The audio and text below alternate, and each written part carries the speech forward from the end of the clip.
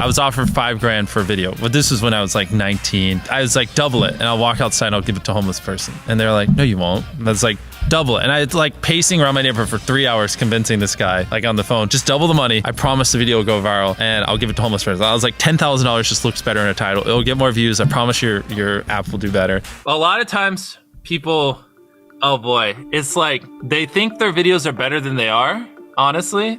And tell them, Jimmy, tell them. I mean, they do that, and they have horrible friend groups because you really are like the type of YouTubers you hang around. It's getting people with the right YouTuber friend group that aren't pussies and will actually tell them when their content's bad and like actually roast it and help them get better in a nice, positive way. Basically what I did was I've somehow found these other like 4 lunatics. 3 of us were college dropouts. One was a high school dropout, and one, I don't know, he just like quit his job. We all were super small YouTubers, and we basically talked every day for 1,000 days in a row and did nothing but just like hyper study, like what makes a good video, what makes a good thumbnail, what's good pacing, like how to go viral. We would just get on Skype every morning, and like some days like I'd get on Skype at 7 a.m. and I'd be in the call until like 10 p.m. and then I'd go to bed, I'd wake up and I'd do it again. We'd do things like take 1,000 thumbnails and see if like there's a correlation to the brightness of the thumbnail to how many views it got. Imagine a world where it's just you working solo and you work 12 hours a day every day for like a year. And you're just grinding, you make a mistake, you learn from it, you grind, you make a mistake, you learn from it, and you do that for like a year.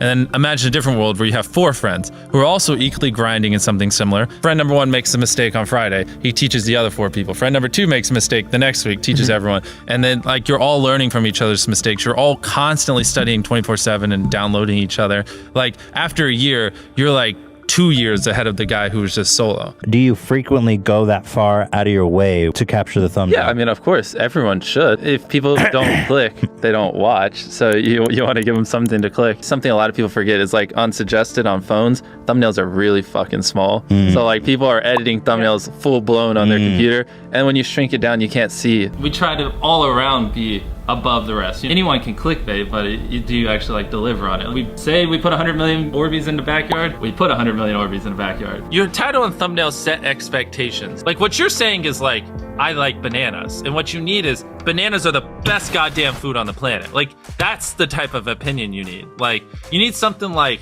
how to get 100 million views on YouTube, or not even that, that's not strong enough. You need something that makes people go, what the fuck? What the fuck did he say in that video? What the fuck? I need to know. At the very beginning of the video, to minimize drop-off, you want to assure them that those expectations are being met. If you're putting 1 million Orbeez in a pool, don't start the video with you shopping for, you know, your mom's birthday present. At the beginning of the video, just say, this is 100 million Orbeez. We're gonna fill this pool and this entire backyard with them. Match the expectations, and then you want to exceed them. So you want to assure people that what they clicked on is what they're getting, and then blow their mind and be like, but you're also getting even more. Anytime you say the word algorithm, just replace it with audience. The algorithm didn't like that video? No, the audience didn't like that video. If I wasn't retaining a viewer, just would it make sense for you to promote it? Why would you promote a 10-minute video that people watch on average a minute and a half? I mean, every video, even the stupid ones, I learned something, you know, and that's something I try to make a very big point of, is like, no matter how bad we mess up, like we sometimes have videos that have horrible retention. It's just like, as long as you learn from it, it's not the end of the world. Every YouTuber says it. It's like, no one will ever be able to replicate my style. I gotta edit it. But newsflash, someone can. It's actually not as difficult as you think. It was good that I got a really strong foundation on how YouTube works and how the style of videos I wanted and everything before I scaled up the team, if that makes any sense. I just want to make sure that's clear, because I've seen people try to build the team without foundation and knowing how to do well. I know that if we film this video, it will do well, just because I've spent a decade of my life hyper obsessing over YouTube and I have a good pulse on it. But if you didn't have that, then you wouldn't know. Like you wouldn't be able to spend $4 million on a Squid Game, because you might lose $2 million and then you can't pay your people. But of course, yeah, if I didn't have these people, I couldn't do half the stuff I do. For the last like 8 or 9 years, like every dollar I've made, I just spent it the next month on content. And I just did that every single month, and it just kept getting bigger and bigger, and here we are. Since I was 13, there probably hasn't been a single hour that's gone by that I've been awake where I haven't thought about YouTube. Like, I'm just focused on making the best videos possible, period. I don't care about making money. I don't care about time. I don't care about anything. I just want to make the best videos on the planet. Literally all the algorithm does is reflect what the people want to a T. And if you deny that, you just make terrible videos and are trying to find a scapegoat. We do our videos in other languages as well. If you Google it, it's like only whatever, less than 10% of the world speaks English. So 90% of the world can't even enjoy your content. And when I realized that, I was like, wait a minute, 90% of the world can't even watch this stuff. Like, we just started doing this like 6 months ago, and it's crazy like how viral some of these videos are going. 51 million. In Spanish, the guy who does my dubs is the same guy who dubbed Spider-Man. We managed to convince him. So a lot of those comments are like, why does he sound like Spider-Man? Or is MrBeast Spider-Man? To me, what's important is click-through rate, getting people to click on your video, and then average view duration, average view percentage, or just relative retention, and having them watch it. A lot of creators think click-through rate is just like the title and thumbnail and did they click it, but a lot of it too is, did they enjoy your last video? Because if someone watches a video of yours and they loved it, you can bet the next time you're recommended, their chance of clicking is a lot higher. Sometimes we're filming for 3 or 4 days, like 10 hours a day,